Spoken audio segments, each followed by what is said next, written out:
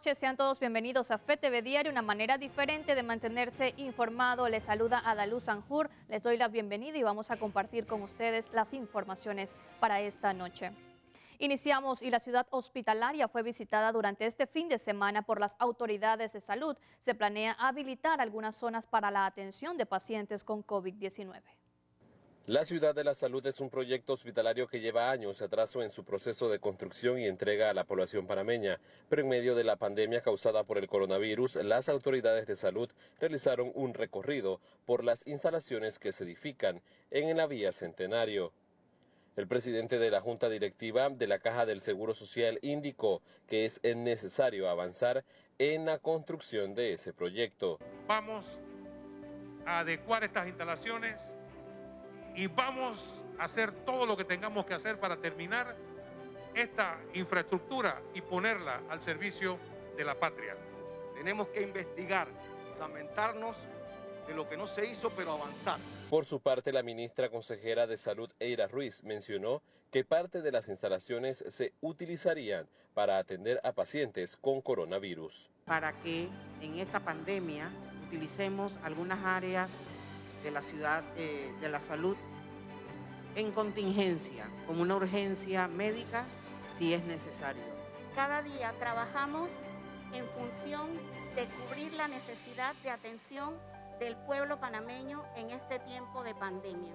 Y créame que nosotros, como una voz en ese Parlamento y como presidenta de esa comisión, vamos a estar al lado suyo.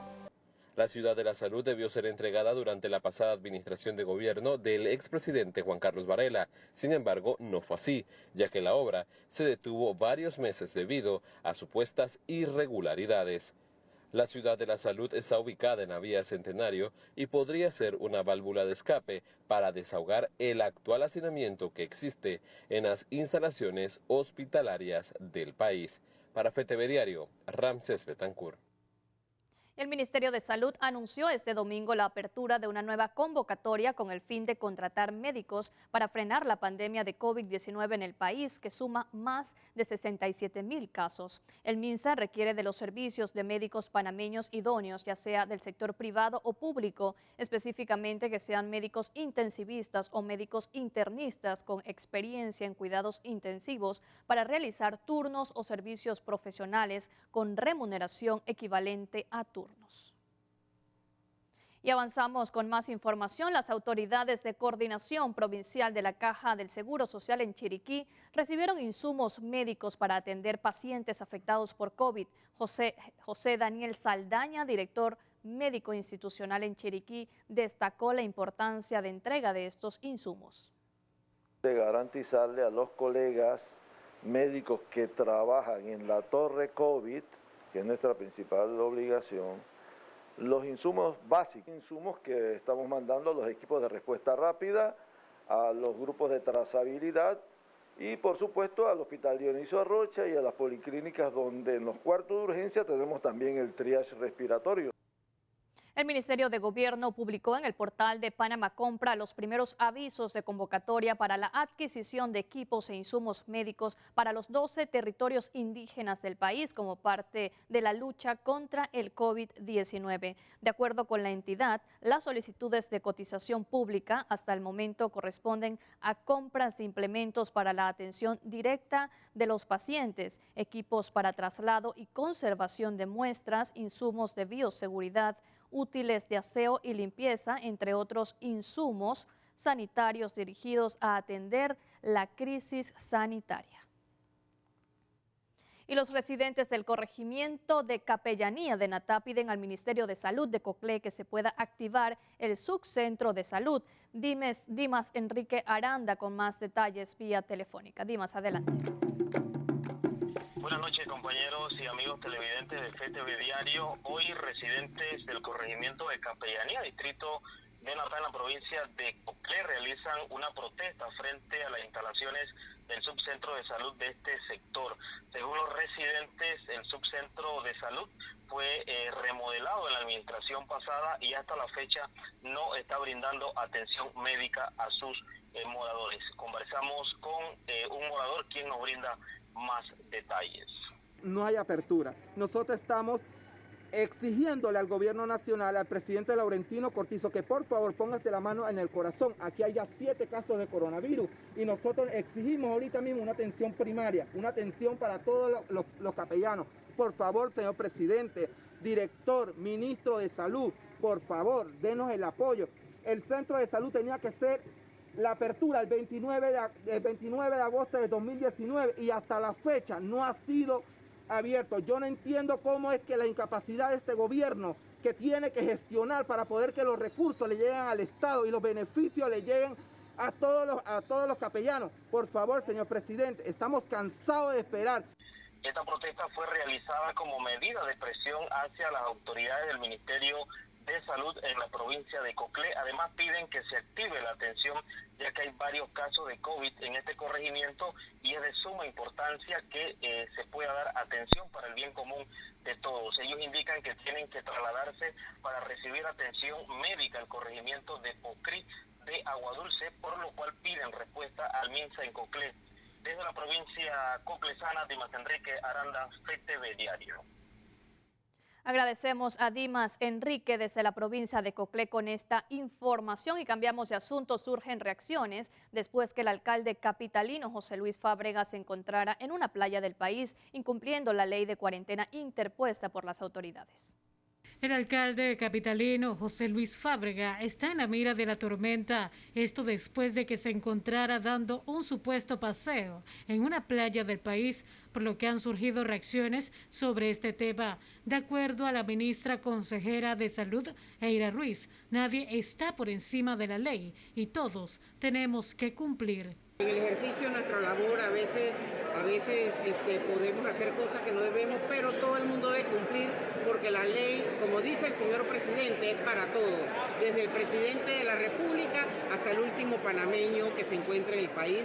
En un comunicado, el alcalde Fábrega expresó lo siguiente: hago la aclaración que soy el primero en exigir acatamiento de las normas y el cumplimiento de los controles sanitarios para la reducción de los contagios por COVID-19. Al haber salido y estado en el lugar, también fui multado y de manera responsable pagué la misma. Por su parte, el director de la Caja del Seguro Social, el doctor Enrique Lau Cortés, mencionó lo siguiente. Yo creo que él mandó un comunicado explicando y me pareció que estaba pidiendo disculpas. Él no evadió el alcance de la ley. Yo preferiría no hacer comentarios ahí. Gracias. Por su parte, la directora de la ANTAI, Elsa Fernández Aguilar, comunicó el inicio de 3 procesos administrativos por faltas al Código de Ética de los servidores públicos en caso de uso indebido de autos oficiales y violación a la cuarentena total por parte del alcalde del municipio de Panamá, José Luis Fábrega. Ante los hechos conocidos este fin de semana que van en contra de la actitud que debe tener todo servidor público, la ANTAI comunica que iniciará procesos administrativos en contra del alcalde del municipio de Panamá, José Luis Fábrega, por el incumplimiento de la cuarentena total decretada por el Ministerio de Salud, así como otros 2 casos de uso indebido de vehículos que pertenecen a instituciones del Estado. Mientras tanto, en vía Twitter, el doctor e infectólogo Javier Nieto expresó: ¿cómo se le puede exigir a un ciudadano quedarse en casa si los que están en cargos públicos de libre nombramiento, remoción o elección popular son los primeros en violar disposiciones del MINSA? Se debe ser más enérgicos con este tipo de funcionarios. Milady Madrid, FTV Diario. Y en este mismo tema, la Gobernación de Panamá abrió una investigación preliminar sobre los hechos públicos que vinculan al alcalde capitalino José Luis Fábrega. La Gobernación de Panamá inició una investigación preliminar al alcalde capitalino José Luis Fábrega. Hemos dado instrucción al equipo legal de la Gobernación para recabar toda la información, hacer las diligencias para que tengamos todos los hechos claros y así poder llevar hacia adelante esta investigación preliminar. Esta es una de las primeras etapas y estaremos comunicando a los ciudadanos de la provincia de Panamá y a las autoridades también toda la información que recabemos. Cambiamos de tema. Autoridades aseguran que se respetarán los derechos humanos de los migrantes en la provincia de Darién. El panorama en la provincia de Darién se ha complicado debido a que los migrantes que se encuentran varados exigen a las autoridades que les permita continuar con su paso. Sin embargo, el ministro de Seguridad Pública, Juan Pino, expresó que debido a la situación que está pasando el mundo por la COVID-19, los migrantes se deben quedar en este punto del país, pero siempre se respetarán los derechos humanos. Mire, se les explicó a ellos que Panamá es la cuna del crisol de raza. Se les dijo que Panamá es respetuosa de los derechos internacionales humanitarios. Se tomaron de los puntos que hay que mejorar, que ellos pidieron, que son puntos básicos de habitabilidad, sanidad, comida, que se van a tomar en cuenta y se van a mejorar. La directora del Servicio Nacional de Migración, Samira Gozaine, mencionó que no se permitirán cualquier disturbios que alteren las leyes panameñas y afecte a propiedades privadas. Esto después de que los migrantes varados en Darién realizaran algunas protestas exigiendo la movilización al occidente del país. No vamos a permitir la violación de leyes panameñas, no vamos a permitir afectación de la propiedad privada, no vamos a permitir afectación de terceros. Y todas aquellas personas que hayan propiciado estos disturbios en días pasados, se le está presentando un informe al señor canciller a través del señor ministro para que se tomen las decisiones, porque por ley en Panamá podemos deportar a todo extranjero que cometa delitos o acciones delictivas dentro del territorio panameño. Este grupo, en su mayoría de Haití, dio un ultimátum al gobierno panameño hasta el miércoles para que sean trasladados al albergue de Hualaca, en Chiriquí. Sabemos que están en incertidumbre, pero Panamá es un país noble y han sido tratados como seres humanos y ha invertido mientras esté su estadía aquí y seguirá invirtiendo. La directora de Migración también advirtió que las autoridades tienen la facultad de poder deportar a los migrantes si causan cualquier tipo de disturbios o alteraciones. Milady Madrid, FTV Diario. La aerolínea Copa Airlines dijo que hará un número reducido de vuelos a partir de este mes de agosto, después de que el gobierno de Panamá autorizó la apertura limitada del Aeropuerto Internacional de Tocumen, el principal del país, que ha restringido los vuelos internacionales por la COVID-19. El gobierno autorizó el viernes el establecimiento de un centro de operaciones controladas para la interconexión de aviación comercial internacional, que permitirá de forma limitada operaciones aéreas para el tránsito por el aeropuerto de Tocumen, para la salida de pasajeros y la entrada controlada de panameños o residentes en Panamá.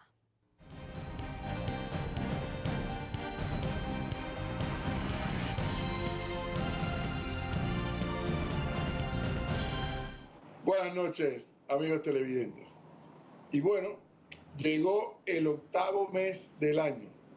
Ya han transcurrido 7, obviamente, llegó agosto.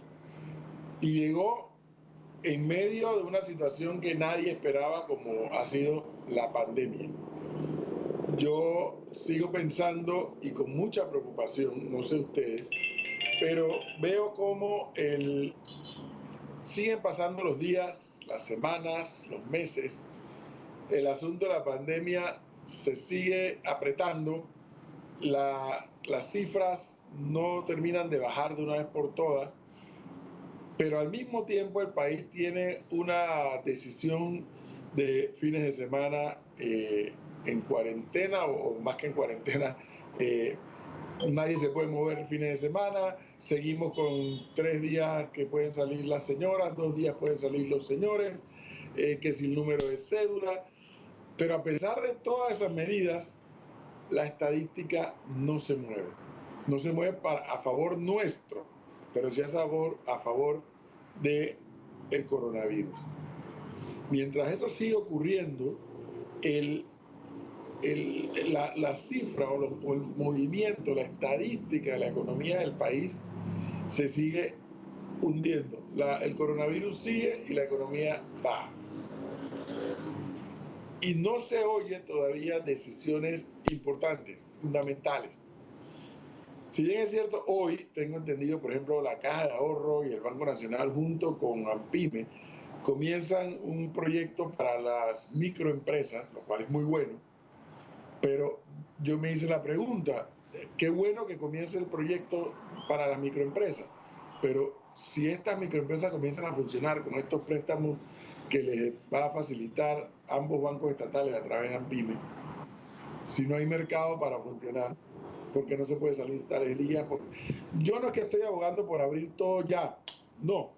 Lo que estoy diciendo es que hasta ahora las medidas tomadas estadísticamente no están mostrando que hemos logrado detener el aumento. O sea, algo estamos haciendo o algo no estamos haciendo que no nos dan los resultados deseados. Mientras eso ocurre y el tiempo pasa y las probabilidades de que el gobierno tenga que seguir endeudándose siguen existiendo. Porque si usted me dice que el endeudamiento es para estos programas de la microempresa, bien. Para la mediana empresa, bien. Para la empresa grande también es bueno, porque es plata que el gobierno va a recibir de retorno, porque son préstamos, por más blando que sea, pero que van a ayudar a mover la economía del país. Pero si son préstamos para pagar planilla, me han dicho los especialistas que eso sí es un error terrible. Y eso todavía no lo tenemos claro. Habría que establecer, si no hemos llegado a ese nivel, evitar llegar a ese nivel. Y la forma de evitarlo es moviendo la economía, para que los ingresos del Estado comiencen a ascender. Pero así como estamos, parece que no hay forma de que ni el coronavirus se detenga, ni que los ingresos del Estado dejen de bajar. Es todo un tema que tenemos que ponernos de acuerdo, gobernantes y gobernados. Continuamos con más información. Así es, vamos a continuar con más de nuestro informativo. Tenemos notas eclesiales.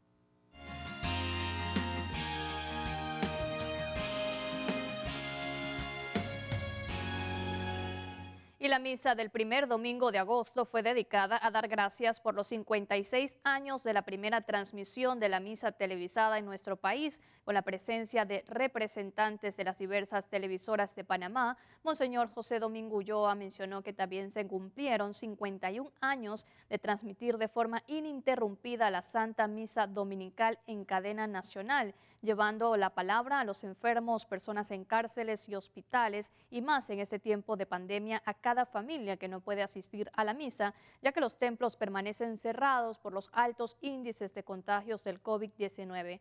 También se cumplieron 50 años de la llegada de la imagen de Nuestra Señora de los Ángeles, una fiesta muy especial para los franciscanos, los agustinos, para el pueblo de Costa Rica y para todos los devotos de esta advocación.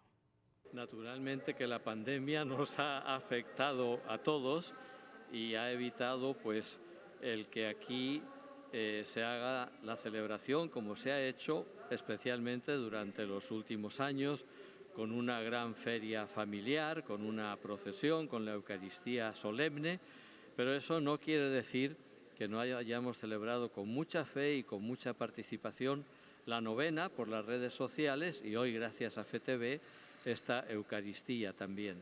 Hace ya 50 años que llegó aquí esta devoción por la amabilidad y por el deseo de los hermanos de Costa Rica residentes en Panamá, pero podemos decir que ha aprendido en esta comunidad panameña con mucha fuerza realmente. Y esta parroquia además fue creciendo durante estos 50 años. Empezó en un tráiler de esos que llevan los camiones, después en un piso bajo, en una de las viviendas de ahí, después se construyó la parroquia, después Monseñor Magrat nos las dio en propiedad a los agustinos y aquí ha crecido mucha gente bajo la protección de la Virgen María en esta advocación de Santa María la Antigua, que es de todo Panamá, pero muy especialmente aquí de Nuestra Señora de los Ángeles.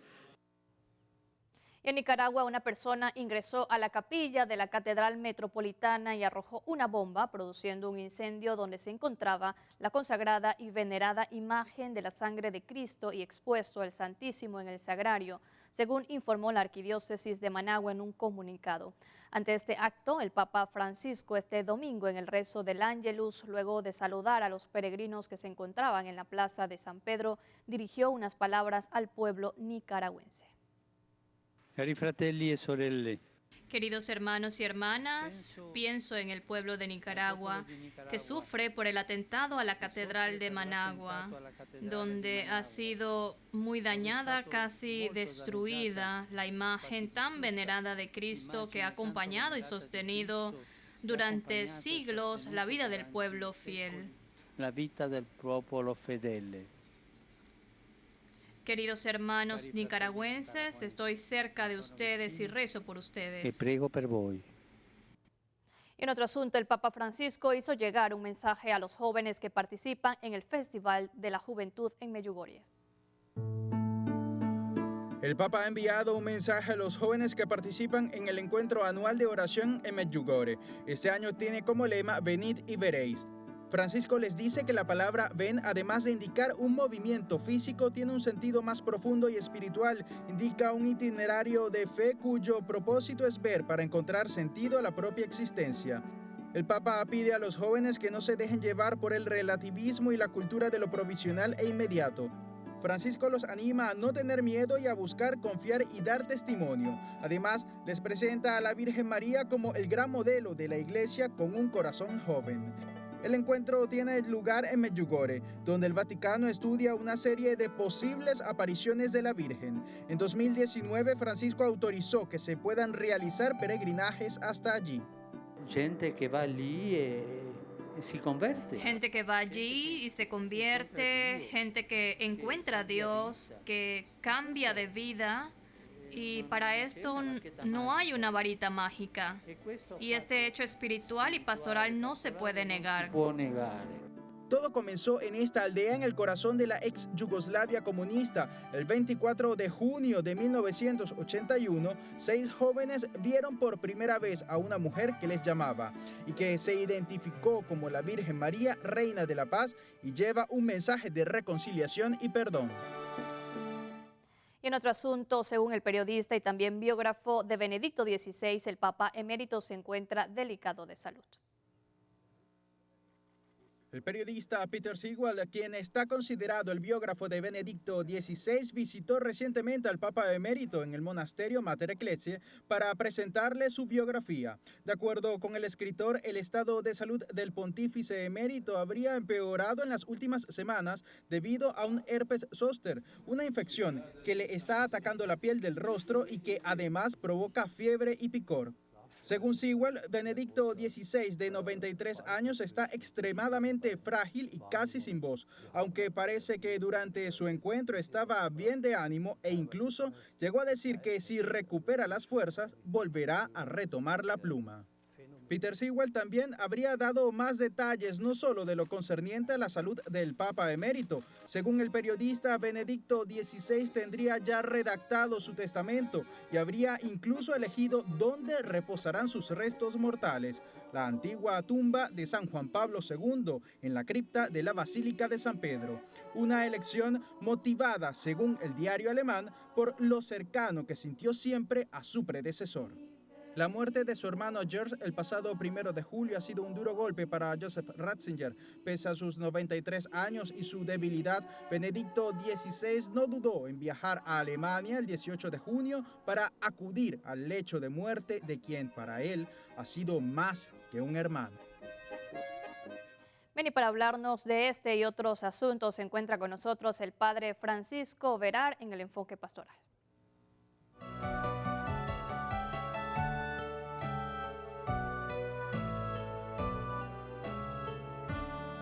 Muy buenas noches, amables amigos fetevidentes.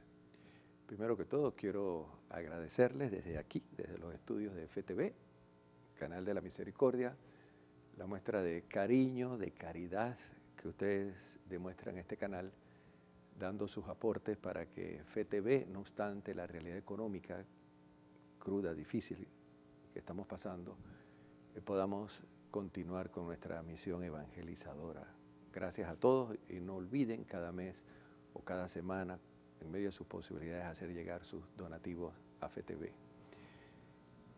Seguro que algunos de ustedes se han enterado de que un obispo en San Rafael, en Argentina, cerró su seminario porque los sacerdotes no acataron la norma de dar la comunión en la mano.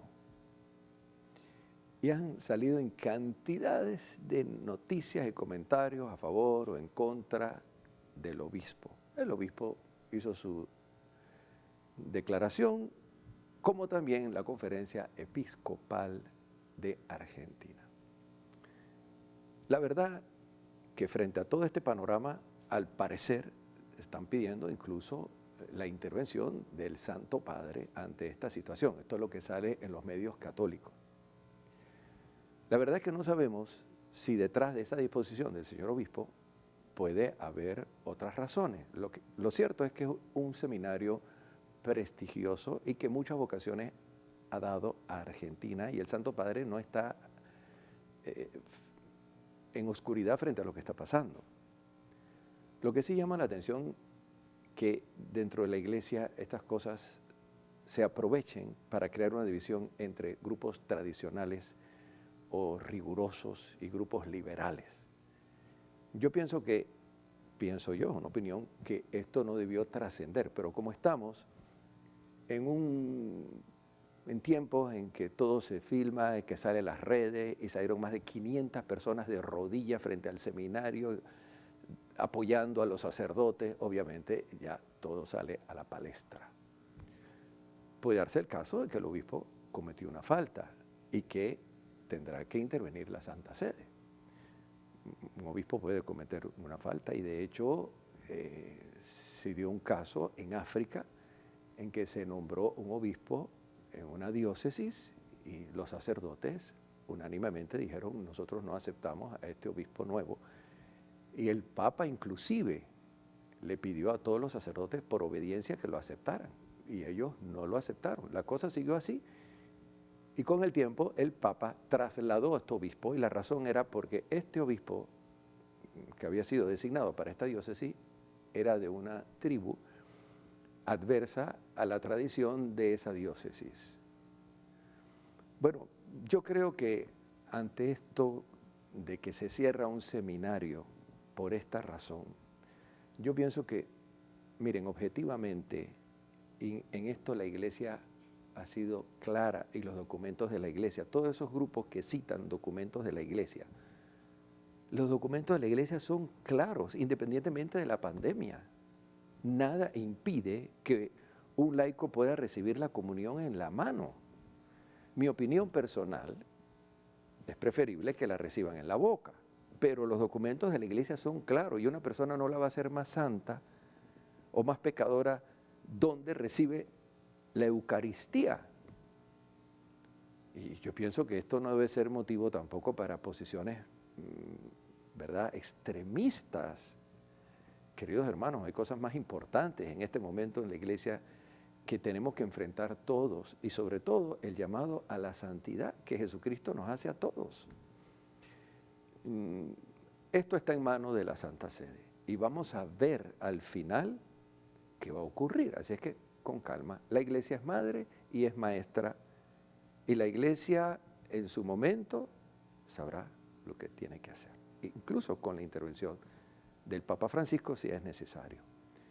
Por otro lado, es deplorable, queridos amigos, y la congregación o la Conferencia Episcopal de Obispos de América Latina se solidarizan contundentemente con la amada Iglesia de Nicaragua ante este acto criminal, cobarde, sacrílego de profanación a la Eucaristía y una imagen de Jesús crucificado. Doloroso. Y por último, la Santa Sede ha tenido que aclarar que el Papa emérito Benedicto XVI no está enfermo de gravedad como lo están presentando. Increíble, queridos amigos, las noticias. Yo les comenté en días pasados cómo salieron en todos los medios y nadie fue capaz de investigar y aclarar las cosas, solo que yo sepa este canal. Y no estoy hablando de Medcon ni de TVN porque a ellos no le corresponde, estoy hablando de las agencias internacionales que citaron que un monaguillo había encendido la iglesia de Nantes. Pero los monaguillos son niños. Y quien ve esa noticia publicada por medios católicos están convencidos que fue un niño el que quemó la iglesia. Ya aclaramos que era un acólito adulto que no tiene ni siquiera el título recibido por una orden menor o un ministerio, y que era un ayudante con problemas serios porque no se legalizaba su estatus, y para mí está en una depresión severa, porque una persona con su sentido de razón normal no hace lo que él hizo. Entonces, hay que leer los medios, por supuesto, pero siempre no nos quedemos con lo primero que leemos o escuchamos. El Papa Benedicto XVI tiene, sí, una enfermedad en la piel, producto quizás del viaje que hizo, porque ni eso está claro, pero fuera de ahí está bien. No es que no puede hablar, no es que no puede respirar, como se está diciendo, y tantas cosas. Pero bueno, a nosotros nos toca orar por el Papa Benedicto XVI, como también por el Papa Francisco, y desde luego, amar a nuestra querida Iglesia, la esposa de Cristo. Creo que no podemos pasar por alto este comentario o reflexión sobre lo que se está desarrollando en este momento en Medjugorje. Miles de jóvenes, la gran mayoría croata, también han ido algunos de diversos países de Europa, están desarrollando un encuentro internacional de jóvenes que se conoce como el Festival Internacional de la Juventud. Tienen 31 años de estarse haciendo este festival. Y el año pasado fueron varios cardenales y prelados del Vaticano a acompañar el festival. Y este año, toda vez que no pudieron ir los señores prelados, el Papa Francisco envió una carta a los jóvenes firmada por él de su puño y letra, donde los animaba a participar en los momentos de adoración al Santísimo, momentos de participación de la Eucaristía, practicar los sacramentos de la confesión y de hecho la comunión, etc. Nos parece un momento muy bonito, ¿verdad?, para todos estos jóvenes y sobre todo esta misiva atenta del Papa Francisco. Por otro lado, ya sabemos que hay un obispo nuevo para Bosnia y Herzegovina, después de Monseñor Ratko Perić, que por razones de edad hace 1 año y medio presentó su renuncia. Y en una rueda de prensa, en el día de ayer, Monseñor Henrik Hosser, arzobispo para Medjugorje, aclaró que el obispo que tiene plena jurisdicción sobre Medjugorje es él, y que el nuevo obispo no tiene jurisdicción sobre Medjugorje. Por tal razón, hace unos días también él celebró el sacramento de la confirmación. Esto es interesante, porque es la primera vez en la historia de la Iglesia Católica en donde una parroquia o bien un santuario en donde se desarrolla un fenómeno de que 6 jóvenes aseguran que ven a la Virgen todos los días, está en manos directamente de la Santa Sede. Y más aún, desde hace 2 años que Monseñor Henrik Hosser tomó posesión de la parroquia santuario de Medjugorje, se han seguido difundiendo mensajes atribuidos a la Santísima Virgen desde este santuario y no se ha detenido, digamos, ese apostolado. Por el contrario, ha dado el aval el Monseñor Hosser. Y bueno, como este año se desarrolló el festival nuevamente a pesar de la pandemia, Monseñor Hosser hizo su conferencia de prensa aclarando pues la situación pastoral y de atención que él tiene de parte del Papa Francisco ante el santuario parroquia de Medjugorje. Interesante. Así que no hay que tenerle miedo a Medjugorje. Yo veo que todavía hay algunos sacerdotes o obispos con cierto temor y reserva, sí, por muchas noticias que divulgaron medios católicos sin la debida información y desde luego hicieron un daño. Y lo digo, hicieron un daño, lo hicieron, porque las cosas nunca fueron como se presentaron en algunas noticias católicas. Pero bueno, gracias a Dios, la Santa Sede ha intervenido y ahora tenemos un obispo de hace 2 años que representa al Papa Francisco en el santuario de Medjugorje y ha dicho que las peregrinaciones cuando termine la pandemia son bienvenidas todas, guiadas por cardenales, obispos, sacerdotes y que pueden desarrollar sin ningún problema el programa de oración de este santuario conocido en el mundo entero. Y seguimos con más. Adelante.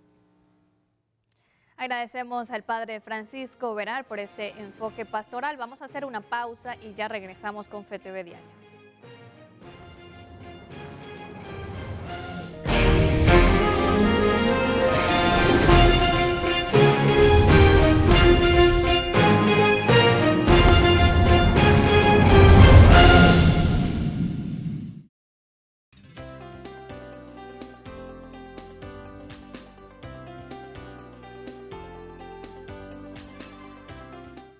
Buenas noches, amigos de FETV Diario. Es momento de la entrevista y hoy vamos a hablar acerca de la lactancia materna. Y para esto nos acompaña el doctor Domingo Estanciola. Él es médico pediatra de la Caja del Seguro Social y subjefe nacional del programa materno infantil.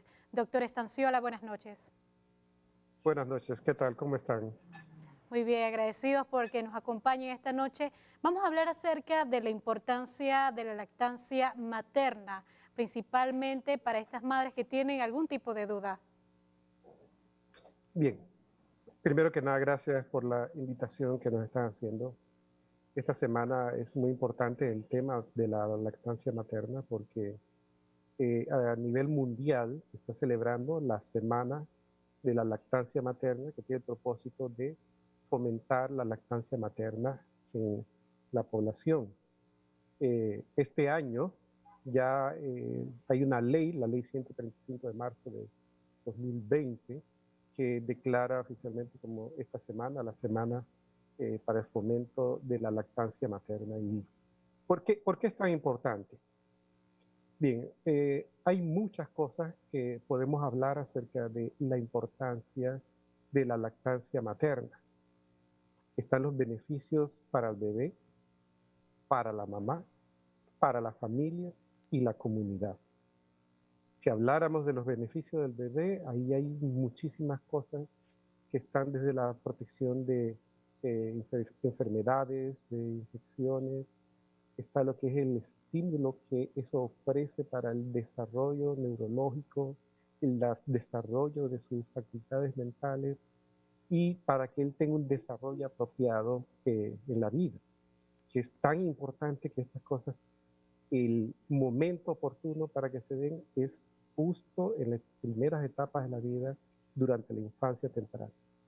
La lactancia materna, sumamente importante en esta etapa. Entonces, la recomendación general es que todos los bebés reciban lactancia materna exclusiva desde el nacimiento hasta los 6 meses. Lactancia materna exclusiva significa que no necesita recibir ninguna otra cosa, ni agua, ni té, ni jugos, ni fórmulas, ni nada, porque la leche materna tiene todo lo que necesita el bebé. Entonces, los primeros 6 meses de vida, lactancia materna exclusiva. Pero entonces, a partir de ese momento, cuando cumple el 6º mes, se da lo que es la introducción de alimentos. Entonces el bebé poco a poco va aprendiendo a alimentarse de otras cosas, así hasta que ya para el año de edad él está integrado a la alimentación igual al resto de la familia. Pero la lactancia materna debe continuar. No es que solamente es hasta los 6 meses. A los 6 meses se da la introducción de alimentos y se continúa la lactancia materna, y actualmente la recomendación es que llegue hasta los 2 años o más si es posible. Esto es lo mejor para los bebés. ¿Cuáles serían también esos principales mitos por parte de los padres de familia que tienen algún tipo de desconocimiento? ¿Cuáles serían esos principales mitos por parte de la lactancia materna que usted nos podría aclarecer el día de hoy? Bien, hay muchos. Uno, por ejemplo, que no puede dar, que la mamá, por la forma de sus pechos o que de pronto no le está saliendo la leche, que se le está acabando o cosas por el estilo. O sea, el primer mito es el de la incapacidad de poder hacerlo. Y es algo muy importante que deben saber todas las madres, es que pueden a menos que tuvieran alguna enfermedad muy severa. Hay países donde la cantidad de madres que le dan exclusivamente lactancia materna los primeros 6 meses es 2/3 partes de las madres. Estamos hablando de 66 hasta 70% en algunos lugares. Y en países como Perú, que es el que tiene la incidencia más alta, ellos hablan de regiones donde el 100% de las madres dan lactancia materna exclusiva. Así que el primer mito es creer que no se puede. Entonces, hay que confirmarle a las madres que sí pueden y que hay un tema en cuanto a la técnica, que muchas veces lo que falla es cómo se está haciendo y son cosas sencillas que se pueden aprender. Cosas como, por ejemplo, que el bebé lo más pronto que te lo pegues es mejor todavía. Mientras más temprano te lo pegues cuando el bebé nace, eso va a ayudar a que empiece el estímulo que va desde los pechos hasta el cerebro y hace que aumente la producción de leche. Las madres cuando sienten que están con dolor, eso se debe principalmente a que el bebé se agarró del pezón. Y cuando eso ocurre, eso produce dolor. Y entonces lo que tienen que hacer es esperar, a la hora que le van a dar pecho al bebé, esperar a que él abra grande la boca, introducir todo el pecho y que él muerda más arriba, en el área de la areola. Y así no les va a doler. Es algo bien sencillo, pero que si no lo hacen, van a estar con dolor, se van a agrietar los pechos y van a estar con molestia. Entonces tiene que esperar que el bebé abra grande la boca y entonces así no les va a doler, no se va a gritar, no les va a molestar. Lo otro, que es algo que pareciera trivial, pero es sumamente importante, es que a la hora de empezar a darle pecho, si en esta toma empezó del lado izquierdo, en la siguiente va a empezar del lado que terminó. O sea, debe evitar empezar siempre por el mismo lado, porque eso va a hacer que disminuya la producción. Entonces, a veces dicen, no, que el pezón está chiquito, que está invertido. No, no tiene nada que ver porque vemos que el bebé no debe agarrarse del pezón, sino del área de la areola.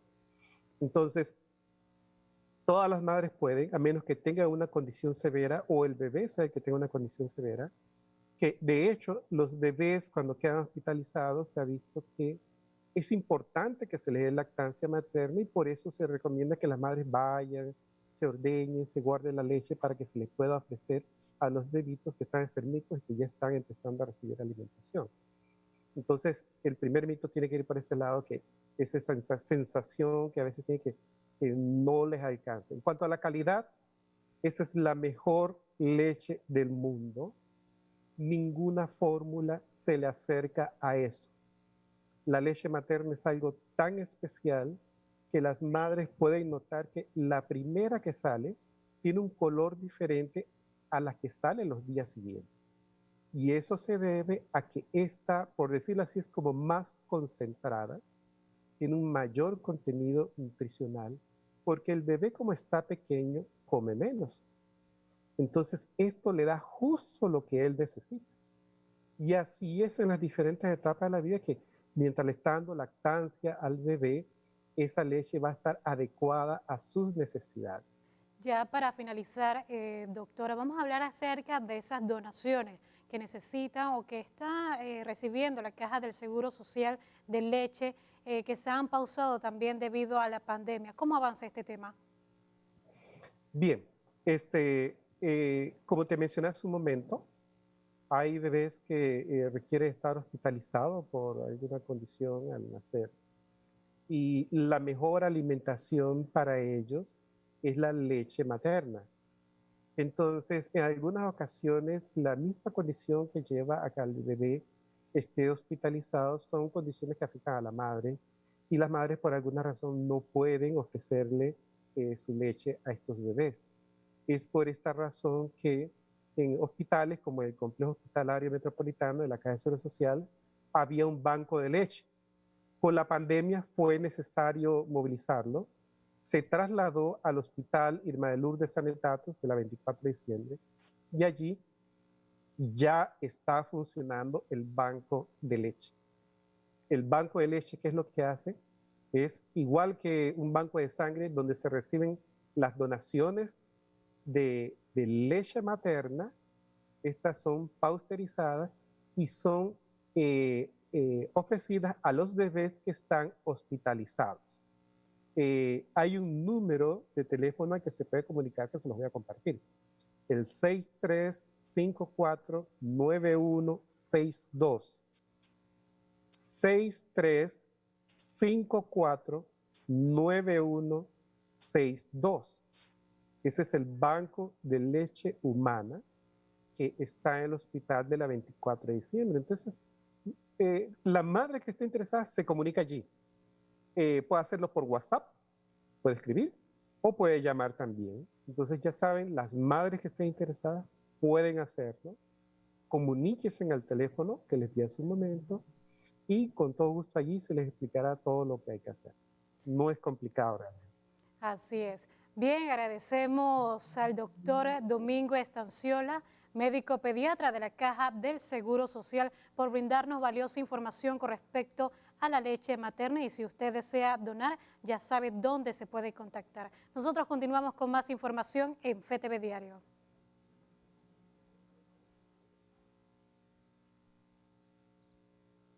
Así es, milady, vamos a continuar con más información y el director del Sistema Nacional de Protección Civil brinda balance sobre las afectaciones causadas por las fuertes lluvias durante este fin de semana.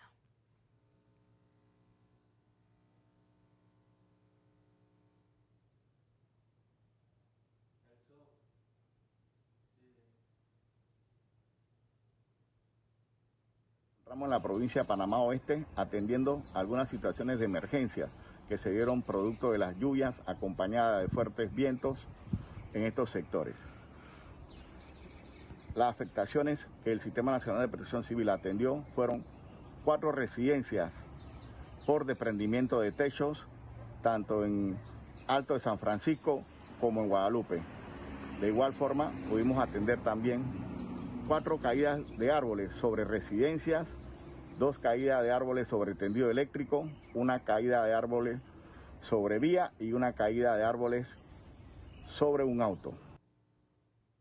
Vamos a pasar con el profesor Edwin Cabrera y el segundo análisis para esta noche.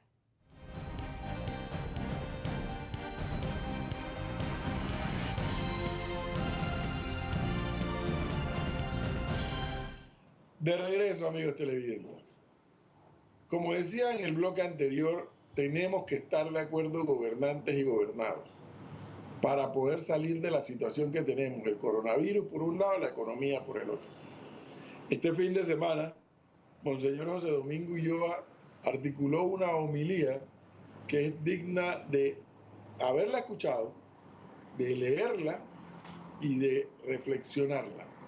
Claro, porque es que si ya el país venía con problemas desde 2019, problemas de economía y de desempleo, en el 2020, con el coronavirus, el desempleo se ha disparado y la economía se ha hundido más. Yo coincido 100% con Monseñor Ulloa. Solo un acuerdo nacional, y lo hemos comentado con ustedes en más de una ocasión, solo mediante un acuerdo nacional es posible salir adelante, es posible salir del hueco. Un acuerdo donde evidentemente el 100% no estará de acuerdo, porque eso es casi que imposible lograr que el 100% esté de acuerdo. Pero en donde el gobierno, la empresa privada, los trabajadores, la sociedad en su conjunto, tenga mínimos indispensables de acuerdo. Porque si no, no podemos salir. ¿Por qué? Cuando el gobierno diga A, los adversarios van a decir B. Cuando los adversarios digan C, el gobierno va a decir D. Y en el medio la gente perdiendo sus empleos, en el medio los empresarios dejando de invertir, en el medio suspendiendo contratos a los empresarios, en el medio la gente que no puede llevar sustento a su casa. ¿Por qué? ¿Por qué tenemos que buscar ese acuerdo nacional que dice Monseñor Ulloa? Por la simple y sencilla razón que, imaginémonos por un segundo, que la vacuna, el medicamento, lo que fuere que detenga el coronavirus, saliera mañana.